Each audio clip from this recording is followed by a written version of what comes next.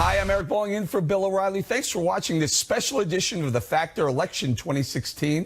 It's been 4 days since the blockbuster first presidential debate, just 3 days until the one and only vice presidential debate, and 2 more showdowns between Trump and Clinton still loom. With that backdrop, let's get right to our top story. Donald Trump on supercharged offense. The Republican nominee ignited a fresh controversy in the wee hours of the morning, accusing his newest nemesis, former Miss Universe Alicia Machado, of having a sex tape, among other things. That led Hillary Clinton to deploy the War on Women charge against him. He finds it a lot easier to insult women than to talk to the president of Mexico about building a wall. I mean, really, who gets up at 3 o'clock in the morning to engage in a Twitter attack against a former Miss Universe? Meanwhile, the Commission on Presidential Debates admitted today that there was, in fact, a problem with Trump's sound level inside the presidential debate hall, though it did not affect the actual TV broadcast. Trump sounded off about it a short time ago in Michigan. By the way, it was just announced by the commission that holds the debate that Donald Trump's microphone was defective, as I've been saying. I mean, working that microphone was a hell of a lot more difficult than working crooked Hillary Clinton, that I can tell you. Wonder why it was bad. Think of that. I wonder why it was bad. So is this increasingly aggressive stance from Trump what he needs to gain the upper hand against Clinton? Joining us now with reaction from Philadelphia, Richard Goodstein, an attorney and former Hillary Clinton advisor, and from Little Rock, Arkansas, Sarah Huckabee Sanders, a senior advisor for the Trump campaign. Start with you, Sarah. So everyone's talking about the 3 o'clock in the morning tweet that keeps this Alicia Machado story alive. Tell us, does the campaign say, hey, Donald, put the Twitter machine down when you go to sleep, and if you get up in the middle of the night, don't pick it up? You know, one of the things that I just heard Hillary Clinton say, which I think is extremely telling, is she just said, what's he doing up at 3 a.m.? Well, we know Hillary Clinton doesn't get up at 3 a.m., and if the phone rings, she certainly isn't there to answer it. I think that's far more problematic to be president, to not be there ready to take the charge, ready to lead, and actually be able to be awake at something like that. The biggest problem here is Hillary Clinton wants to make this a big issue.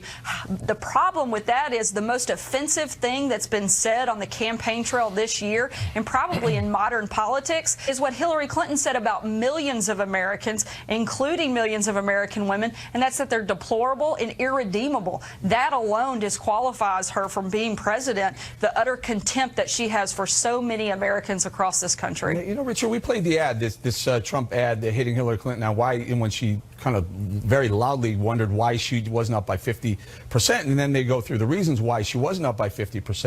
The problem is we're spending most of the day talking about Alicia Machado. Wouldn't it be better if we just move on and get back to the issues?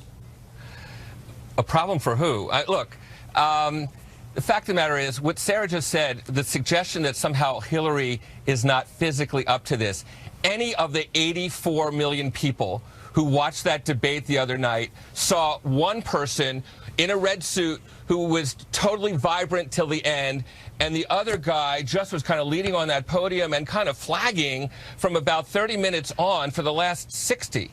So this, I mean, I hope the Trump campaign predicates a strategy on the fact that somehow or other Hillary Clinton doesn't have stamina, because as she said, he hasn't been to 1donald because he hasn't stood up to 11 and a half hours of testimony. Sarah, I'll let you get in here, but let's point out a couple of things. In the battleground states, Donald Trump has visited 54 times the battleground states. Hillary Clinton 25 times. Sarah, I want to ask you this. So a lot of people want to know, debate number 2 strategy. Will Donald Trump come out a little bit more aggressive? Will Donald Trump, and he hinted to this about this today, will he go ahead and talk about Bill Clinton's infidelities? You know, I think all things could be on the table depending on the direction that Hillary Clinton goes. We now know she wants to get into the gutter so that she can distract from her own record. You know, one of the problems with what he just said, we're not worried about her stamina, we're worried about her credibility. This is a woman that has been in government for 30 years and has nothing but a failed record to show for it. That's what we're worried about. That's why we don't want her to be president, and that's why Donald Trump is doubling up on the number of stops that she is. It's not to show a discrepancy and stamina, but it's to tell the story and to get that message out there in the contrast of, if you want the status quo, you've got Hillary Clinton. If you want somebody to come in, shake up, and change Washington, you've got Donald Trump, who's the ultimate change agent in this race. And so what about it, Richard? Do you think if Donald Trump does, in fact, go ahead and go there and talk about Bill Clinton's infidelities, you think it's fair for him to do something like that? I think if he wants to, he should. You know, there are terms like clean hands, right, or people in glass houses. You've got him and his leading two surrogates, Giuliani and Newt, all of whom have had 3 wives, and we won't talk about the circumstances in which they kind of got there. Look, the fact of the matter is, if Donald Trump wants to run against Bill Clinton for president in some alternative universe, great, he should do that. But in this universe, he's living in a dream world. Look, Richard, the Republicans have tried this. Here's the context that you could be bringing it up. Is that Hillary Clinton can play the victim, but she also attacked some of the accusers of Bill Clinton, who said she called Monica Lewinsky a narcissistic Looney Tune. She called Jennifer Flowers a gold digger, and she told Stephanopoulos that the other 24 accusers, they should try and destroy those stories. I mean, that's someone who's blaming the victim, is it not? Everything you just said happened as of the off-year elections in 1998, where Newt Gingrich, then Speaker of the House, ran the campaign to re-elect Republicans on Monica Lewinsky. And guess what? For the first time in the history of the Republic, the 6th-year president, White House, won seats. The Democrats won seats in that election, and Newt was no longer Speaker as a result of that brilliant strategy. So my attitude is, bring it on. Okay. I'm sure it will work as well now as it did. So what will he do in debate 2? Will he change the strategy? He laid back. He wasn't very aggressive. He didn't. I don't even think I may be mistaken. I don't even think he brought up the deplorables comment. Did he? Look, Richard, here's the problem. While the infidelity issue is problematic for the Clintons, it's far from the strongest attack against Hillary. You've got the pay-to-play scandal. You've got the email scandal. You've got the putting our government and our national security at risk and putting our government up to sell for the highest bidder. There's a lot of content out there to come after Hillary Clinton. You've heard of Pam Bondi, right? You talk about the Trump Foundation, what it did. That's textbook pay-to-play. And it was illegal, too, to have him make that contribution out of his foundation, and then she shut down the investigation right after she got that contribution.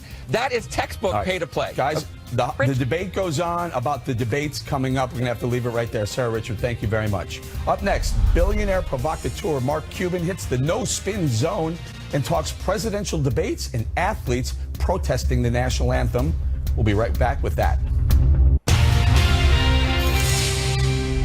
In the Impact segment tonight, Mark Cuban, the billionaire entrepreneur, has become one of Hillary Clinton's highest profile supporters and loudest critics of Donald Trump.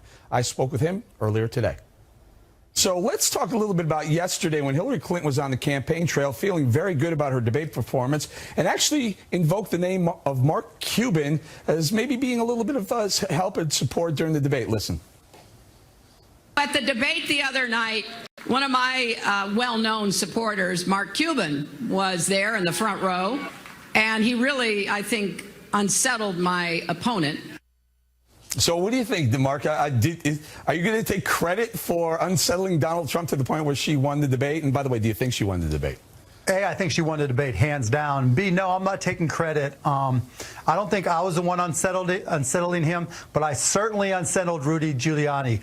When he saw me there, he was like, what's he doing here? So I got a big kick out of that. But I think what really unsettled him was, first, her ability to bait him, but second, some of his answers, I don't know if you could hear it all over the TV, but he was getting laughed at by the crowd, and I think that really upset him, and that kind of made him really antsy, which turned into really combative. You know, Mark, I was in the debate. I listened to it from inside, and at first it was a little bit unsettling. His microphone wasn't working, hers was. They did fix it. No. I'm not going to let you go there. I was there. I'm not going to let you go there. I was right there. Yeah. And I even talked to people who were there for their walkthrough. And during the walkthrough, he complimented the audio guys. Okay. No, but I'm telling you, during the debate, I was there before it started. I was probably there 30 minutes before. He had to be seated at 8:30. And when it started, her microphone was substantially louder than his. Now, it went out on TV, I understand. equally loud. I don't think there was an issue. I'm not crediting that with her success at the debate, but I was just pointing out that there was actually an audible difference between the two. Let's put it this way: inside the whole Trump family was right across the aisle from me, and they were very observant of everything that was going on. I spent more time watching them than I did him. Not a word from anybody before, during, or after. All right. So let's do this. You're a billionaire. Donald's a billionaire. You started out. I think you started out calling him one of the best presidential candidates in the history of America, and now you're on her side. What happened? You know, it was very straightforward. I was excited to have somebody who was candid, who spoke what was on his mind. I thought it would change the political process. In a lot of respects, he has. But at some point, and I said this to him directly via email, at some point you have to learn the issues. To me, you have to be, in order to be a good president, because there's so much uncertainty that comes with the job, you have to be willing to dig in and learn. You have to be able to, not only understand your own policies, but the policies of countries and leaders around the world. He made no effort to learn. And once he got past Ted Cruz, I told him specifically, Donald, you have to learn the issues. You have to learn the policies. And that obviously was of no interest to him. You tweeted, I believe today, maybe today, you tweeted that you thought Donald Trump would be, if he doesn't win the election, he would be broke in 7 years. What do you mean? He has built his brand in properties, particularly golf and hotels, based off of being a premium brand. There have been plenty of studies that said that Trump was one of the top 10 premium brands in the country. And I don't see that matching up with the demographics now that really are his following. I think, he talks a lot about the elites and the insiders and the wealthy and how that's not his core following and that's not who's voting for him. Well, those are the people that really bought into his brand and could afford to stay at a Trump hotel, who could afford a tee time at a Trump golf course. And that doesn't match up anymore. So I think he's losing the people that were his customers coming into the election and gaining potential customers that don't really match up or can't afford his branding. Yeah, and I think at one point you tweeted that you thought the Clinton brand was stronger than the Trump brand, and I'm thinking globally, without question. Well, okay, but some of the things that you associate the Clintons with, Bill Clinton, the infidelity, Hillary Clinton, the mistrust. Come on now. First of all, Bill Clinton's not running for office. Second, if you want to talk infidelities, Donald has them hands down, and there's a lot of things people aren't even talking about, but I won't go there. But as a global brand, Bill Clinton was the leader of the free world. He took a lot of steps. And look, for all the paparazzi-oriented things that we'll talk about during the Clinton presidency or now, those aren't the things that people around the world really pay attention to. Bill Clinton, through his foundation, has gone around the world and helped people. That has helped build his brand. That has helped build awareness of who he is and has created a very positive association. No, I'll give you Donald that. Can't say I'll give you that. In the news, Colin Kaepernick has decided, he's going to create this, the protest against oppressive things going on in America. Now, you're a team owner, Dallas Mavericks. If your Dallas Mavericks decided to take a knee during the national anthem, your thoughts on that? First of all, let me do this. Bill O'Reilly last night talked about it in his talking points memo. Take a listen. The overriding nobility of America far outweighs individual bias and terrible mistakes on the part of a few police officers. Colin Kaepernick and others who despise their own country do have a right to vent. But by taking things out of context, by diminishing the proud history of this country in freeing millions of people all over the world, those anti-American displays insult us. Your thoughts? Do you agree with Bill O'Reilly? I agree with part of what he said. I don't think it's necessarily insulting. I'll tell you what my dad told me, and this is what I go by. My dad enlisted in the Navy at 16. My uncle enlisted as well. And one of the reasons he enlisted so early was because my grandparents came from a country where if you spoke out against leadership, there was a good chance you were going to die. And that's why they left their homeland. And as I was growing up and there were things that were going on, he made it very clear to me that there are going to be times when you disagree with people. But in this great country of ours, they have the right to be heard. And there's going to come a time when if we don't support those we disagree with, if we speak out against power power and we speak out against government, someone might not be there to protect us.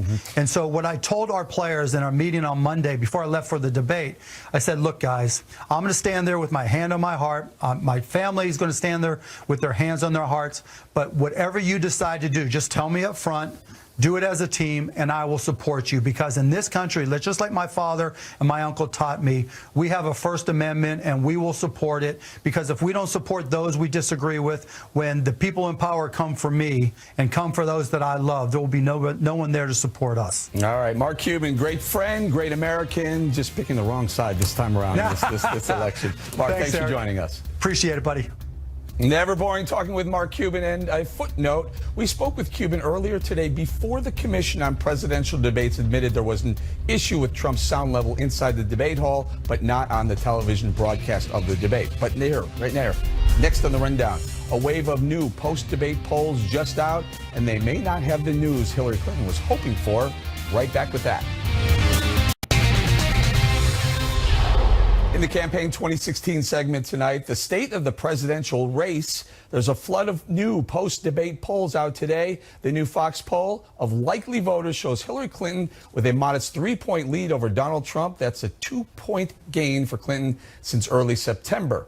Libertarian Gary Johnson comes in 8%. Green Party nominee Jill Stein has 4%. And there are key swing state polls just out showing some slight movement for Hillary Clinton.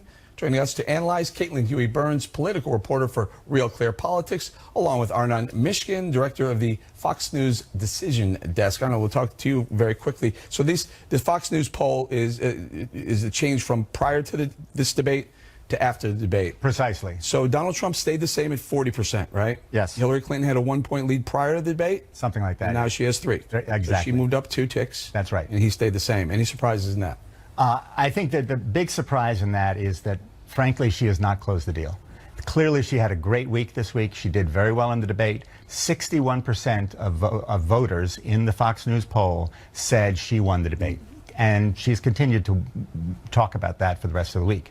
Even this, nonetheless, only 2/3 of those people who say she won the debate are voting for her. So she's not closed the deal, and it suggests that actually there's still some room for opportunity for this election to change. And Caitlin, what are your thoughts on the fact that post-debate, and a lot of people think she did win the debate, and as Arnon points out, it's not really actually making voters flock to her. Right. Well, I do think that this shows that the debate had an impact on the polling. And in a close race, a couple of points is kind of a big deal, right? What she did do was she improved on the negative things that were hurting her. So honest and trustworthiness, she's now on par with Trump on that measure, which is significant. She's gained points on temperament. He has not. And when you're looking at the polling and when you look at the aggregate, Trump is struggling to get out of the low 40s. And so that's what we're seeing here. So even though she had a modest increase, he has had no movement at all. Talk to us about the independents. I think he has a 12-point lead among independents. He has a 12-point lead among independents. To me, the most interesting thing about the poll is not that there's a lead that Clinton has. And Clinton has this lead, and she has this lead in all the swing state polls that you talked about that came out today, Nevada, Colorado, and one other state that but the key thing is to look at the people who are not voting for either Hillary Clinton or Donald Trump in the polls. And if you look at nationally in the Fox News poll, 17% of the country are either voting for Johnson or Stein or are undecided. Those people are what I would call the movables. And those are the people that one needs, and they're going to move in some way in the next 4 weeks, and that's going to determine, or the next 5 weeks. Well, they have to. Well, they're going to vote, they're going to have to. Well, they're going to have, and when you look at those people, and we've seen this across a number of polls, 90% of them say they want change. 80% of them say Donald Trump doesn't have the right Trump temperament. And 70% of those undecided say Hillary Clinton. You know what that sounds like? And this is what's going on with the millennials. Caitlin, I talk to you about this. In 2008, 47% turned out, the millennial vote. In 2012, 41% turned out. This year, this election cycle sounds like the millennials or the movables, they're not going to show up. Well, and this is the problem for Clinton, is that it's not that she's losing young people to Trump. She's still leading Trump among young people, but she's something like 20 points behind where Obama was in 2012 and in 2008. So it's that enthusiasm measure. And that's why you hear her and Bernie Sanders, Elizabeth Warren out on the campaign trail, Michelle Obama, saying, don't vote for a third-party candidate, come to our side. And that takes a lot of work. Let me throw another one at you guys. I'll start with you, Arnon. A good friend of mine runs a Hispanic company. He said 30% of all news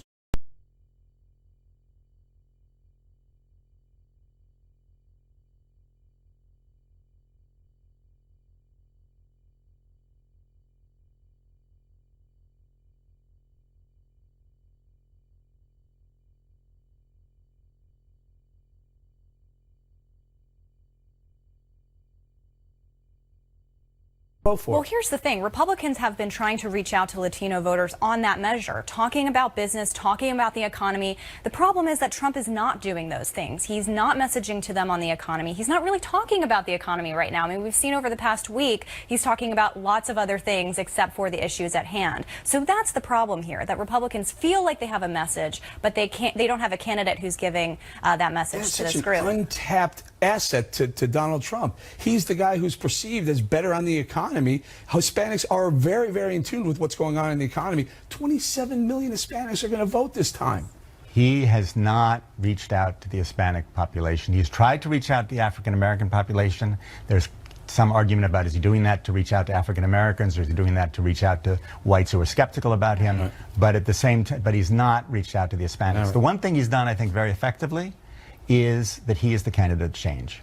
There you go. If you think about it, those are the Bernie Sanders voters who are looking at maybe Jill Stein and Johnson. Maybe that's it. Maybe they want it. I got to go, guys. I'm sorry, I ran out of time. Arnon and Caitlin, thank you very much. Directly ahead, Bill O'Reilly squares off with Donald Trump over his presidential debate performance and his game plan for victory in November. Don't miss it. In the personal story segment tonight, Donald Trump in the no-spin zone. Before speaking at a rally in Wisconsin earlier this week, Trump faced off with Bill O'Reilly over his presidential debate performance, moderator Lester Holt, and how he'll deal with Hillary Clinton leading up to the next big debate showdown. Is there anything Hillary Clinton said in the debate that you will use, your campaign will use against her in the weeks ahead? I think there is, and I'll tell you what really happened during the debate that was very interesting to me. I saw when she's talking about what she's going to do and how she's going to do it and all of this, I realized she's been doing this for 26 to 30 years and nothing ever gets done. Even when she went to the United States Senate representing New York, she said she was going to bring jobs back to New York, and it was a disaster. Upstate New York is a total disaster. But as she was talking about the various things, and I started to say, wait a minute, Hillary, you've been there for 26 years and you haven't done it. Why all of a sudden are you going to do it? You're not going to do it. It's just you're going to get votes, and then after the votes, it's going to be see you later. I'll see you in 4 years or whatever. When she was Senator of New York, you were friendly with her, though. We look back, you weren't real critical of Hillary Clinton at the time. Bill, I was a businessman. I was all over the world. I was doing great. And frankly, I got along with all politicians. It was my job to get along with politicians. And, you know, I don't think about it now. I think about it, but I always got along with politicians. It was a very important aspect of my business. And those of us who know Manhattan know that's true. Now, they're going to come after you, they being the Clinton campaign, on the statement that you made that you were smart for paying as few taxes as you could possibly pay. You know that's going to be in the next debate. It's going to be on campaign ads. Do you have any defense for that right now? No, I didn't say that. What she said is maybe you paid no taxes. I said, well, that would make me very smart. Right. And I have to tell you something. Tax is a big expense. And I would mind paying taxes a lot less if our politicians knew how to spend the money, but they don't. I see the other day a report come out, $6 trillion, $6 trillion spent on the Middle East. We could have rebuilt our country twice. Now, the other avenue they're going to come after you is the women card, all right? And they're going to say that you're a mean guy and you don't respect women. Do you have anything further to say on this Miss Universe thing? No, not much. I mean, look, I hardly know this person. This is a person 20 years ago. She did not do well. She had a lot of difficulties. And, you know, they wanted to fire her. The company itself wanted to fire her. I saved her job. Look what I get out of it. I get nothing. A lot of things are coming out about her. I really just don't know her. Do you think that was a cheap shot by Secretary Clinton to bring that up? Well, I think it was, and now a lot of things are coming out that I wasn't aware of, like they say that she threatened the life of a judge, and they got involved in all sorts of problems, and if that turns out to be true, a lot of the things that are turning out to be perhaps true, I think it's going to make Hillary look extremely bad. Do you believe that you have to do better among women, American women, to win the election, or do you believe you have enough support now? Well, I think I'm doing well, and I have been doing well especially with married women. You saw the numbers. I mean, they went way up. Hillary has spent over $200 million on ads against me. Many of those ads are false. They're vicious and they're false. Now, I'm asking you to grade Lester Holt, the debate moderator. A is best, F is worst. You say? Now, C. You know, when I first did it, I thought he was fine. I wasn't thinking about it. But when I reviewed it and when I saw all the commentary, because a lot of people thought he was terrible, and I looked at all of the commentary, I realized he was much, much tougher on me than he was on Hillary. It was like a day and night. And then he started, you know, he hits me with the birther question, of course, and he likes to correct things where I happen to be right. Like we talked about stop and frisk, and he was 100% wrong. But in the meantime, I had to go and prove the point. And it turned out that I was right. He interrupted you 41 times and interrupted Hillary Clinton 7 times. I think he did. That's more than I interrupt you, by the way. That's more than I do. He was worse than you. Yeah, I agree. and really, that's bad. Charlotte, North Carolina, the guy who was shot dead served 6 years in a Texas penitentiary for shooting another guy. That was not reported. I have said that the protests are fine. If you believe that the police are not fair to African Americans, you should protest. However, in individual cases, we should all wait until all the data comes in, all the facts are in. You agree with that, correct? Yeah, I do. I always agree on waiting and trying to get the information before you make a judgment. Then why did you not say to Hillary Clinton, hey, you jumped the gun by saying that this is deplorable, it's terrible, we have to solve this police problem? Why didn't you go after her on that? Well, because I had many other things that I did go after. And a lot of people, you know, the whole evening was an interesting evening. A lot of people liked what I said about her. And frankly, it was pretty tough what I said about her. You can't hit every single point. No, but you're the law and order candidate. You know, answer. Right. It's called answer in 30 seconds, but I thought her answer having to do with the police was very, very disrespectful to the police. She was petrified to talk about them in a positive way, and I thought, frankly, that was a disgrace. I thought you were going to bring that out. I think it was a very disrespectful, well, I thought it was a very disrespectful answer to the police. There's no question about it. But you know, you can only say so much in 22 seconds. I got it, but I was surprised because the law and order thing got into the stop and frisk, and I thought the cops are going to come up. You got 2 more shots. And she's got 2 more shots at you, and we always appreciate you coming on. Thank you very much. In the wake of this week's first presidential debate, the stakes just got higher for the next 2, not to mention the vice presidential debate just 3 days away. Ed Henry joins us with a special preview right after this.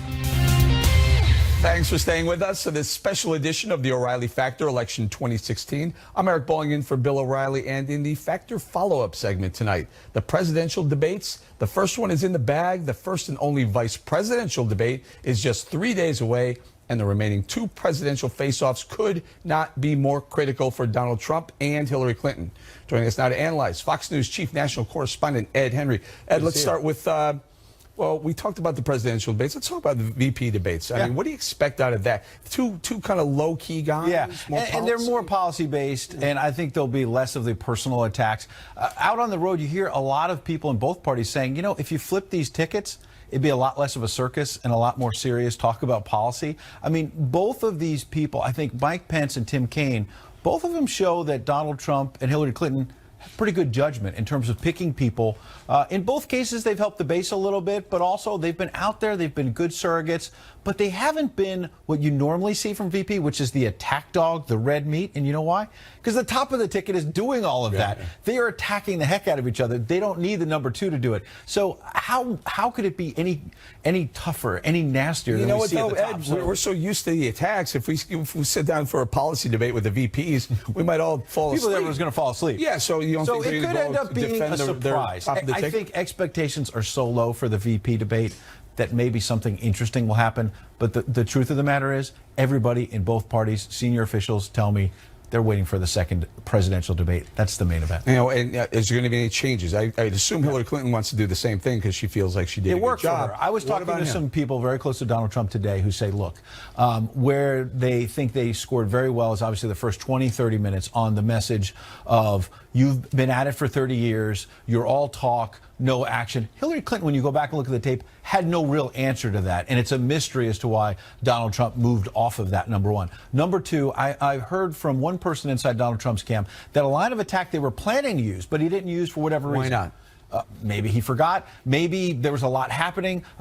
People close to Trump say that Lester Holt kept driving it into tax returns and other issues, so he couldn't go to this other issue I'm going to tell you about that he really wanted to do, which was how Hillary Clinton made all this money in public service. Remember the big thing when Hillary Clinton brought up Elisa Machado. Yeah.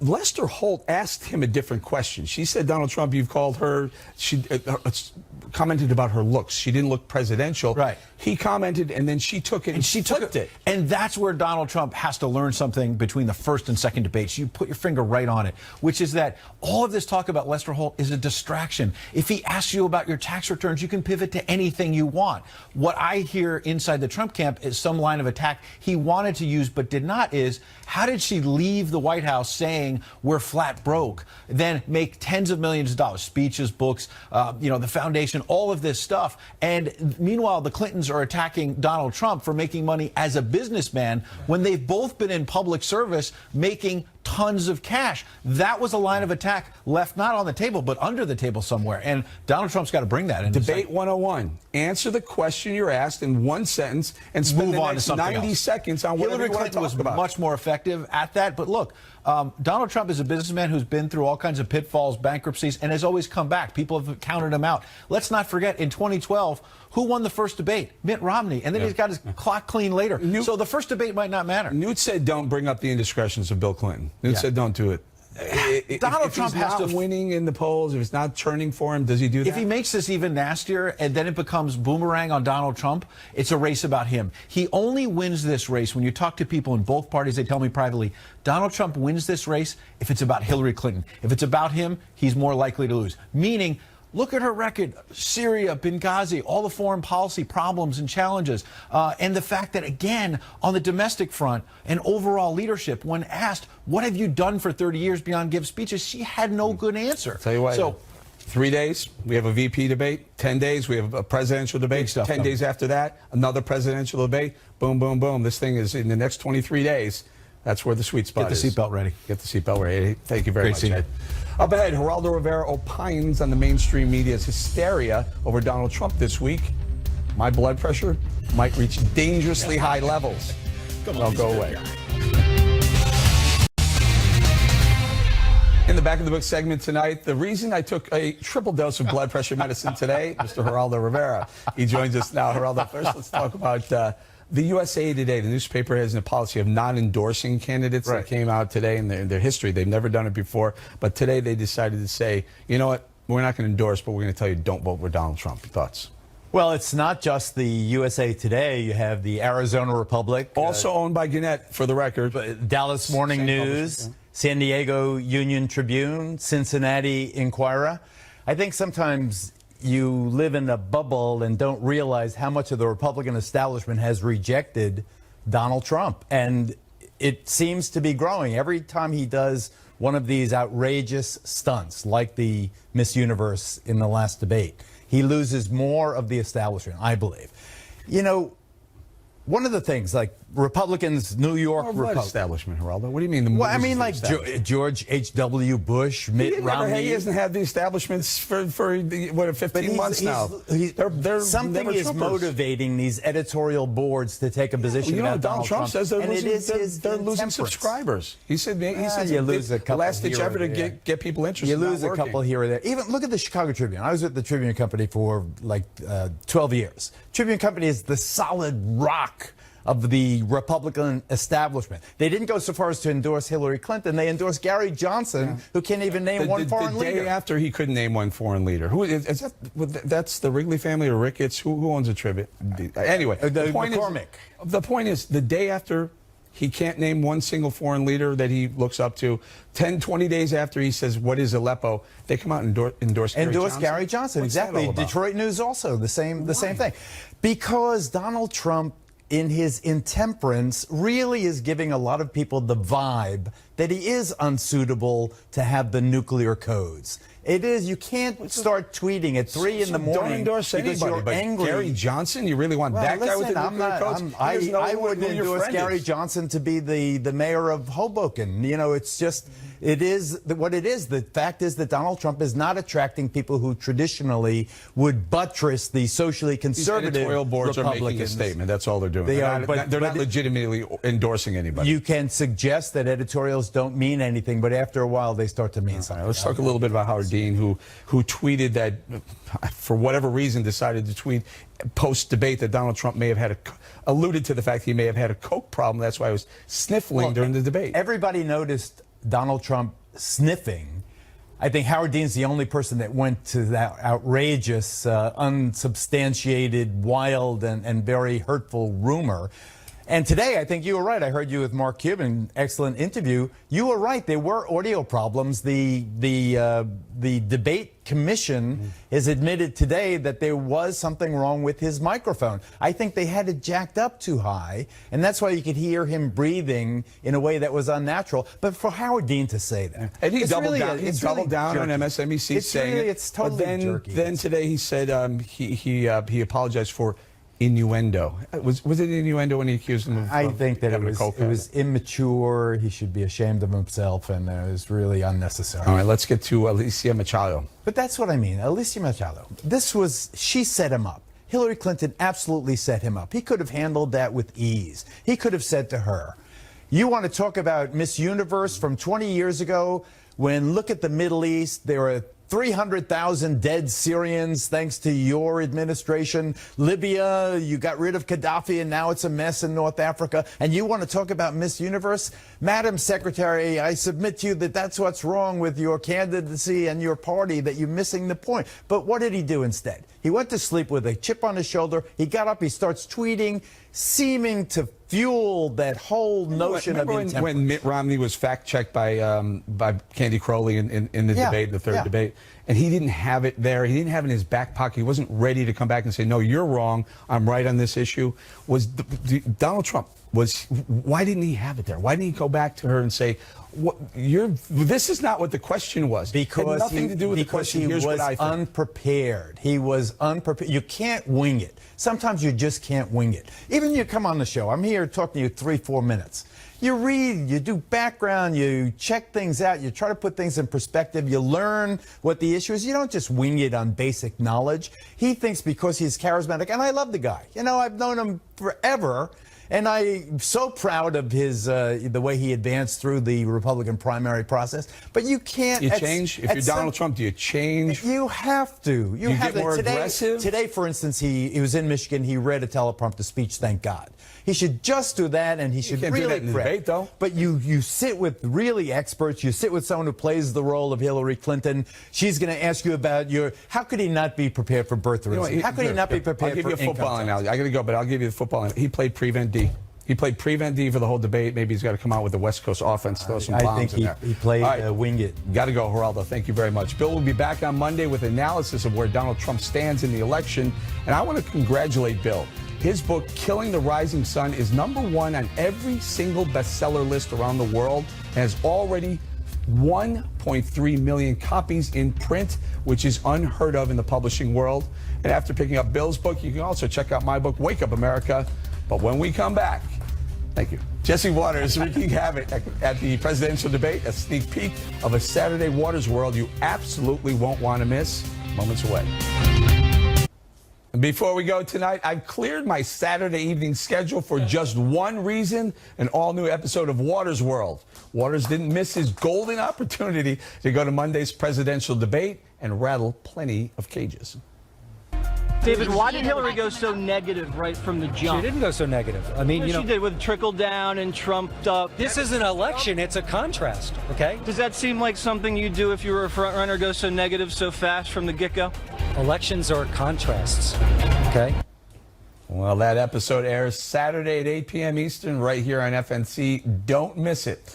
Also, there's a brand new Contributing Factor podcast up today featuring new information on the Wounded Warrior Project scandal. You can find that on BillO'Reilly.com and iTunes. Be sure to check that one out. It's a very, very good one. That's it for us tonight. Thanks for watching this special edition of the O'Reilly Factor, Election 2016. I'm Eric Bolling in for Bill O'Reilly, who will be back on Monday with powerful analysis of where Trump stands with his matchup with Hillary Clinton. Please remember the spin stops right here because we're looking out for you.